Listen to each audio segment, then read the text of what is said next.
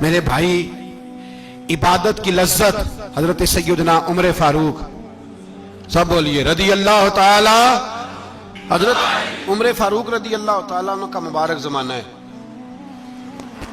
حضرت عمر نے فوج بھیجی ایران کے حکمران کے ساتھ جہاد کرنے۔ ایران کے بادشاہ نے 2 عیسائی جاسوس بھیجے، کہنے لگا ذرا پتہ تو کرو مسلمانوں کا رات کا طریقہ کیا ہے، میں صف بندی کراتا ہوں۔ وہ ساری رات صف بندی کراتا رہا، 2 جاسوس آئے مسلمانوں کی معلومات کرنے۔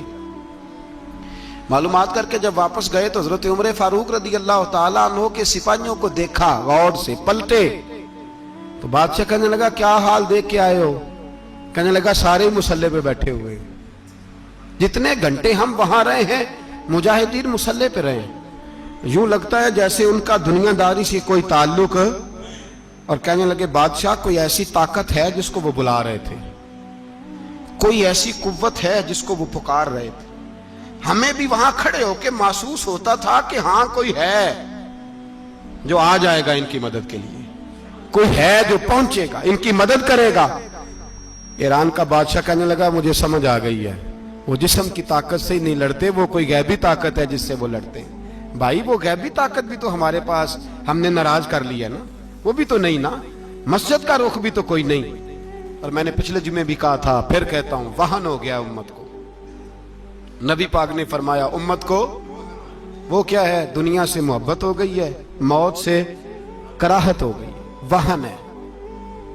صحابہ کرام کو موت سے بڑا پیار تھا، موت سے بڑی محبت کر، ہماری طرح نہیں، وہ کہتے تھے مریں گے تو منو مٹی، تو وہاں ٹھیک ہے عذاب قبر حق ہے، لیکن میں کہا کرتا ہوں سالوں کے بعد جو پردیس سے ماں کے پاس آئے، ماں اسے عذاب نہیں دیتی، اس کا ماتھا چوما کرتی ہے۔ اور بھائی جو رب کریم کی بارگاہ میں جائے گا تیرا کیا خیال ہے، گل سڑ جائے گا؟ مدینے والے حبیب نے فرمایا قبر المومن روضۃ من ریاض الجنہ، فرمایا میرا مومن جب قبر میں جاتا ہے تو اللہ جنت کے سارے دروازے کھول دیتا ہے، وہ تو اللہ کی رحمت میں پہنچتا ہے۔ کون کہتا ہے مومن مر گئے، وہ تو قید سے چھوٹے اپنے گھر گئے۔ کون کہتا ہے قبر میں عذاب ہے تو صرف عذاب ہی ہے، ہاں مجرم کو سزا ملے گی، لیکن مومن ہمیشہ جہنم میں، وہ بالآخر جنت میں جائے گا، بالآخر جنت میں جائے گا۔ اور کسی درویش نے بات کی، وہ کر کے چلے گئے، بر کمال ہی کر گئے، کہنے لگے دوزخ میں میں تو کیا، میرا سایہ نہ جائے گا، کیونکہ رسول پاک سے دیکھا نہ جائے گا۔ نبی پاک سید عالم علیہ السلام کے غلام تو دیکھو نا، ساری زندگی عمر فاروق، بخاری پڑھو تو صحیح، ساری زندگی عمر ہر نماز کے بعد کہتے تھے اللہم ارزقنا شہادت فی سبیلک، اللہ بسترے پہ موت نہ دینا، موت مجھے شہادت کی دینا۔ حضرت سیدنا مولا علی شیر خدا کرم اللہ تعالیٰ وجہ الکریم ساری زندگی کہتے رہے اللہ علی نے میدان میں عمر گزاری ہے، اسے شہادت کی موت عطا فرما۔ او بھائی یہ تو شہادتیں مانگنے والے۔ حضرت امام حسین میدان کربلا میں کھڑے تھے، شمر کہنے لگا حسین تیری چاروں جانب موت ہے، تو آپ فرمانے لگے تجھے ابھی ہمارا پتہ ہی نہیں، موت سے تو ہمارا پیار چلتا ہے۔ اور فرمایا یہ شہادت تو ہمارا پیچھا کرتی ہے، پہنچ جاتی ہے جہاں ہم ہوتے ہیں، موت سے ڈرا رہا ہے۔ مسلمان کا مرنے کو دل نہیں کرتا، ورنہ وہ اتنی بڑی کوٹھی میں کون رہے گا؟ مرنے کو دل اس لیے نہیں کرتا کہ وہ جو 6 کروڑ 10 کروڑ ڈالر لوٹ کے رکھے ہیں، مر گئے تو کھائے گا کون؟ وہ فقیر فاقہ مست تھے، ان کا گھر ہی کوئی نہیں تھا، ان کے بینک بیلنس ہی کوئی نہیں تھے، وہ کہتے تھے گھر ہمارا ہے وہ جو ہمارے رب نے تیار کیا ہوا ہے، ہمارا بینک بیلنس ہے وہ جو ہمیں جنت میں جا کے ملے گا۔ ان کا تو یہ کھاتا ہی کوئی نہیں تھا، اس لیے وہ شہادت کی۔ حضرت عمر بن جموع رضی اللہ تعالیٰ عنہ میدان احد میں 4 بیٹے لے کے آئے۔ کتنے بیٹے؟ بول کے بتائے۔ 4 بیٹے لے کے عمر بن جموع آئے، اور خود ایک ٹانگ سے لنگڑے سے آپی ہیں، ٹانگ چھوٹی ہے، حضور کے سامنے کھڑے ہوئے کہا محبوبہ میرے 4 ہی تھے، میں 4 ہی لے آیا ہوں، قبول کر لیں۔ تو حضور نے فرمایا تو کیوں تلوار اوڑے آیا ہے، یہ تو نے کیوں گلے میں اسلحہ ڈالا ہوا ہے؟ کہا یا رسول اللہ میں نے بھی تو جانا ہے نا۔ تو حضور نے فرمایا 4 بیٹے جو ہیں۔ تو حضرت عمر بن جموع نے بات کی، صحابہ کہتے ہیں ہم لبوں سے مسکرا رہے تھے، آنکھوں سے رو رہے تھے، کیا عجیب انداز ہے۔ حضور نے فرمایا عمر 4 بیٹے جو آ گئے تو رہنے دے۔ تو حضرت عمر رو پڑے، کہنے لگے محبوبہ کیا لنگڑے جنت میں نہیں جائیں گے؟ کیا حضور میں لنگڑا ہوں تو میرے لیے جنت کوئی نہیں؟ میرے حبیب پاک سید عالم صلی اللہ علیہ وسلم نے فرمایا عمر تو ضرور جنت میں جائے گا. کہا محبوبہ پھر بچے بعد میں جائیں گے, میں پہلے میدان میں جاؤں گا. ایک بی بی 4 بیٹے لے کے آئی احد میں. کہا محبوبہ کل کمائی تھی میں لے آئی ہوں, میرے پاس کوئی اور شے ہوتی تو میں بچا کے نہ رکھتی.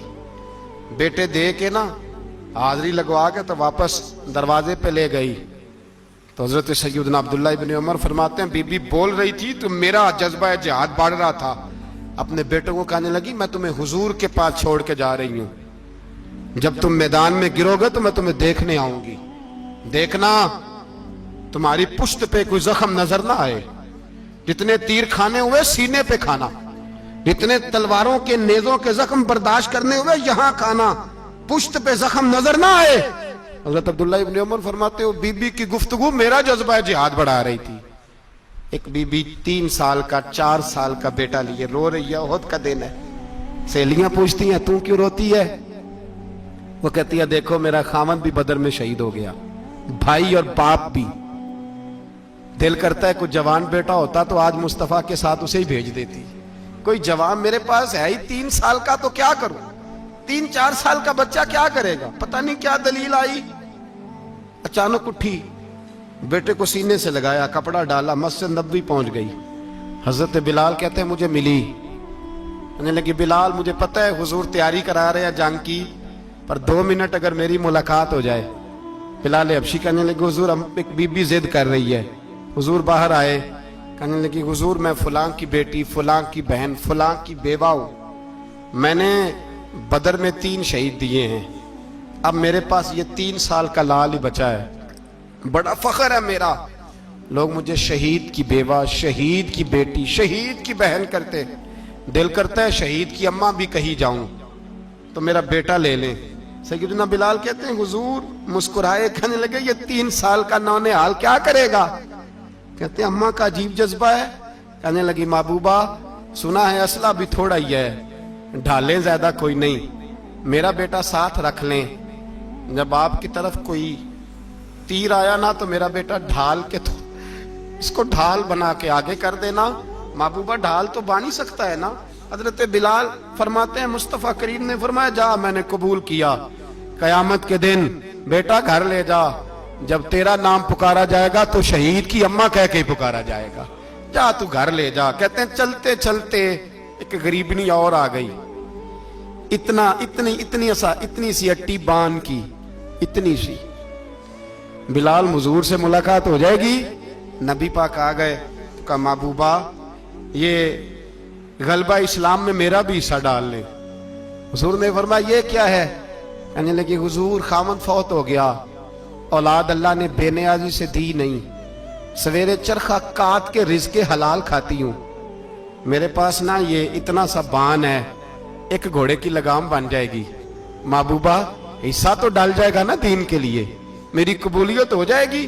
میرے حبیب نے ہاتھ اٹھائے اور دعا مانگی, کہے اللہ جتنا تو میدان کے مجاہدوں کو اجر عطا فرمائے اتنا اس غریبنی کو بھی عطا فرمانا, اتنا اسے بھی دینا. بھائی یہ جذبے تھے, یہ رنگ تھا امت مسلمہ کا, اس لیے کافر گھر میں بیٹھ کے کانپا کرتا تھا. اب اسے پتا ہے یہ اے سی والی کار سے نہیں نکل سکتے, اسے پتا ہے کہ ہم نے انہیں بوتل پہ لگا دیا ہے, اب یہ پیپسی مرینڈا اور یہ پی کے کھانے کے ساتھ تو یہ مست رہتے ہیں, اب یہ نہیں نکل سکتے گھر سے, ہم نے انہیں ان چیزوں پہ لگایا ہے جو ان کے وجود کو کھوکھلا کر رہی, اب کیسے میدان میں نکلیں گے؟ وہ اس لیے نہیں ڈرتا کہ وہ تیری آسائشوں, تیری زندگی میں آنے والی سہولتوں سے آشنا ہے. موت بستر پہ بھی آ جاتی ہے, لیکن جس کو میدان میں آتی ہے وہ ساری زندگی زندہ رہتا ہے, وہ ساری زندگی زندہ رہتا ہے. بھائی مرنا تو ہے, لیکن اگر زندگی دین کے کام آئے گی تو امر ہو جاؤ گے, بچ جاؤ گے. ہمیں رنگ دیا ہے قرآن پاک نے, محمد الرسول اللہ والذین معہ اشداء علی الکفار رحماء بینہم. پہلی بات یہ کہ کافر کے لیے سختی کا جذبہ رکھیں, نرمی اتنی دیر جتنی دیر اسے دین کے قریب کرنا ہے, لیکن اگر وہ بغض دکھائے تو اشداء علی الکفار, اور مومن کے حق میں رحماء بینہم.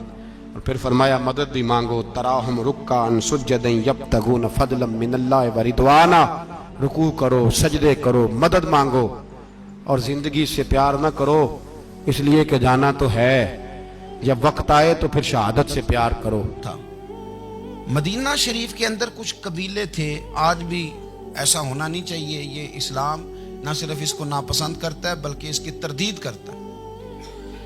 छोटी बरादरी बड़ी बरादरी आज भी तकसीम है, नहीं होनी चाहिए।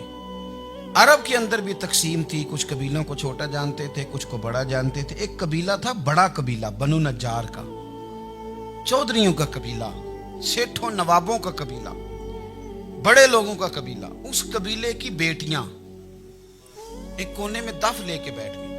नबी पाक सल्लल्लाहु ताला अलैहि वसल्लम के गुलामों, बात को समझे। एक मंजर ये कि औरतें छतों पे, आज हम मना करेंगे क्योंकि ये पर्दे की आयतें नाज़िल होने से पहले की बात है। अब आयतें आ गई, अब हम ये इजाजत नहीं देते। औरतें छतों पे चढ़ गई, मर्द गलियों में नारे लगाने लगे और बनु नज्जार कबीले की बेटियां, छोटी बच्चियां वो एक कोने में दफ लेके बैठ गई और वो पढ़ने लगी ताला अल बदरु अलैहि। अब तो मिलाद गरीबों में रह गया है, हमारे यहाँ फैशन हो गया है। जब हालात खराब होते हैं तो लोग बरकत के लिए मिलाद कराते हैं, और जब अमीर हो जाते हैं फिर उन्हें मिलाद के जायज़ होने की दलील ही कोई नहीं मिलती। फिर वो ये फैशन है। बंदा थोड़ा सा पढ़ जाए ना दो चार चीज़ें तो हर चीज़ को गलत कहना उसकी तबीयत होती। फिर ये फैशन है कि मेरी सोसाइटी नहीं हो गई, किताबें नहीं हो गई, फर्नीचर नया हो गया, दोस्त नए हो गए, तो मज़हब वही पुराना। ओए होए, कोई तरक्की करनी चाहिए। फिर वो तरक्की करते हैं बेचारे। और जिनकी पीछे 10 नस्लें और 50 नस्लें मिलाद मनाती आने को, तो नहीं दलील कोई नहीं मिली। सुभान अल्लाह। जिनकी दादी वुजू करके खीर पकाती थी 11वीं की, जब अमीर हो जाते हैं तो उन्हें 11वीं पकाने की दलील ही नहीं मिलती। अब आप अमीर हो गए मेरे भाई, आपका फैशन है, ये तबीयत का हिस्सा है। आप चाहते हैं कि मैं वो काम करूं जो दरवेश लोग, सादे लोग नहीं करते। तुम अपने मामलात को बचाने के लिए नारे लगाओ तो तुम्हारे पास सारी दलीलें हैं, लेकिन ये तुम्हारा नसीबा है कि तुम झूठों के नारे लगाते हो। लेकिन ये गरीबों का नसीबा है कि मिलाद वाले रसूल का नारा लगा। ये गरीब का हिस्सा है। लेकिन वो बनु नज्जार की बच्चियां गरीब नहीं, अमीर घराने से थी। उन्होंने जो बात की उसको हफीज जलंधरी ने लिखा। मरहूम कहने लगे कि वो नन्ही बच्चियां, छोटी बच्चियां थी, कहते वो नन्ही बच्चियां वहां बैठकर दफ बजाती थी और रसूल पाक की जानिब इशारे करके गाती थी और लोगों से कहती थी कि ये को हमारा पेशा नहीं दफ बजाना, हम तो चौधरियों की बेटियां हैं, हम तो बड़े खानदान से हैं। वो नन्ही बच्चियां जो बैठकर वहां दफ बजाती थी, रसूल पाक की जानिब इशारे करके गाती थी और कहती थी हम हैं बच्चियां नज्जार के आली घराने की, खुशी है आमिना के लाल के तशरीफ लाने। हमें बड़ी खुशी है आमिना के लाल के, खुशी है आमिना के लाल के, खुशी है आमिना के लाल के, हमें खुशी है आमिना के लाल के तशरीफ, खुशी है बस आमिना के लाल के तशरीफ। नबी पाक सल्लल्लाहु अलैहि वसल्लम से उम्मत का जज्बाती रिश्ता है। ये पहले दिन से ही अबू जाल कब मना करता था किसी मुसलमान को कि खाना काबा में नमाज ना पढ़ो, कहता पढ़ो। हज़रत सुहैब इब्ने सन्नान रूमी से उसने कहा कि आप अपने तरीके के मुताबिक, मुसलमानों के तरीके के मुताबिक काबे के अंदर नमाज पढ़ें, जो मर्जी करें। रोकते तो वो नबी पाक के करीब जाने से थे। वो मंडियों में बैठ जाते थे, हुजूर के करीब ना जाना, हुजूर के करीब ना जाना, हुजूर के करीब ना जाना। मेरी बात को आप समझे और हमेशा याद रखें, उम्मत का नबी पाक से जज्बाती रिश्ता, जज्बाती। ये जो रसूलुल्लाह की उम्मत है ये गुनाहगार हो सकती है पर अपने नबी की गद्दार नहीं होती। मैं आपको सही कह रहा हूँ। मेरे क्लीन शेव नौजवान के कान में आप जाके कहें नबी पाक, चाहे उसने नमाज ना पढ़ी हो, चाहे उसने दाढ़ी ना रखी हो, आप हुजूर का नाम लें, उसके रोंगटे खड़े हो जाते हैं, उसकी तबीयत, उसका दिल धक धक करता है, उसकी एक एक रूह से मोहम्मद मोहम्मद की आवाजें निकलती। ये फैज़ है रसूल पाक का और ये करम है अल्लाह का इस उम्मत के साथ। अमीर मिल्लत पीर जमात अली शाह साहब मुहद्दिस अली पूरी फरमाते हैं, एक जगह हिंदुओं का जलसा था, हिंदू पंडित तकरीर कर रहा था, उसने नबी पाक सल्लल्लाहु अलैहि वसल्लम की शान में माज अल्लाह को बेअदबी कर दी। मुसलमान थे ही नहीं, एक मुसलमान था, वो मलंग नहीं होते दौरी डंडे वाले, उसके पर रंगीन डंडा था, वो कहीं दूर बैठा था। तो उसने सुन ली, स्पीकर चल रहा था, तो वो डंडा लेके तो स्टेज पे चढ़ आया। वो कहता मैंने पंडित के सर में मारा एक ही है, पर मारा जरा सही करके। वो ढेर हो गया, लोगों ने गिरफ्तार कर लिया, जेल में चला गया। पीर साहब कहते हैं मैं मिलने गया, बंदे को बिस्मिल्लाह भी सीधी नहीं पढ़नी आती, सूरत इखलास भी ठीक नहीं आती, उसे रब्बना आती ना दुआ नहीं कर सकता, मलंग है। मैं मिलने गया और मैंने कहा यार ना तू नमाज पढ़े, ना दाढ़ी रखे, ना तू मस्जिद जाए, पर तूने कमाल कर दी। तो कहते हैं पीर साहब छम छम रोया और पंजाबी में कहने लगा पीर साहब मैं गुनाहगार हाँ, पर अपने नबी दा गद्दार ते नहीं ना। ये गुनाहगार और गद्दार में फर्क होता है। मैं गुनाहगार हूं, पर ये तो नहीं ना किसी की जरूरत कि मेरे सामने मेरे नबी के बारे में बात कर जाए और साड़ी उच्ची ते सुच्ची सरकार नु गल कर जाए। ये बात आप समझें। दुश्मन अहमद पे शिद्दत कीजिए, मुल्हिदों से क्या मुरव्वत कीजिए, शिरक ठहरे जिसमें ताज़ीम रसूल, उस बुरे मजहब पे लानत कीजिए, और मिसले फारज जलजले हो नजद में जिक्र आयाते विलादत कीजिए, और या रसूल अल्लाह की कसरत कीजिए। नबी पाक का प्यार उम्मत के लिए सरमाया हयात है। रसूल पाक के साथ उम्मत का वालेहाना रिश्ता है। नबी पाक के साथ वाले हजरत खुबैब को गिरफ्तार कर लिया मक्के वालों ने। उस वक्त गुर्बत थी इस्लाम पर। मक्के में सारे लोग इकट्ठे हो गए और चौक में फांसी देने लगे हजरत खुबैब को। कहना आसान है, करना बड़ा मुश्किल है। बंदा जेल में उलझ जाए तो मैंने बड़े बड़े सियाने लोग माफिया मांगते देखे, बड़े बड़े लोग कहते देखे हैं कि ये काम बड़ा। कैदे तन्हाई बजाते खुद एक मुसीबत है। आपको अकेला रहना पड़ जाए ना, ये लॉकडाउन हुआ है तो लोग नफसियाती मरीज बन गए। अकेले रहना, तन्हा रहना कुछ छोटा काम है। हजरत खुबैब अकेले और मक्के का दौर और चारों जानिब काफर, और चौक में जब फांसी पे लटकाया जाने लगा तो अबू सुफियान बोले और बोल के कहने लगे यार बंदा कोई काम करके बड़ा पछताता भी है, यार नतीजा क्या निकला? तो माज़अल्लाह आपका भी नतीजा तो फांसी है, तो आपका क्या ख्याल है? ये आप यकीन करें कि लोग सही सही साथ चलते हैं, थोड़ी सी दुश्वारी उठानी पड़ जाए तो कहते हैं मैं गाड़ी ठीक था, पर इन्हीं पत्थरों पे चल के अगर आ सको तो आओ। मेरे घर के रास्ते में कोई कहकशा नहीं है।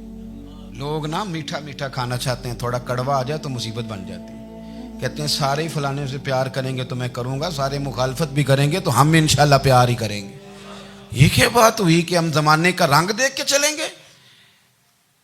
अब बाद लोग पछता रहे होते।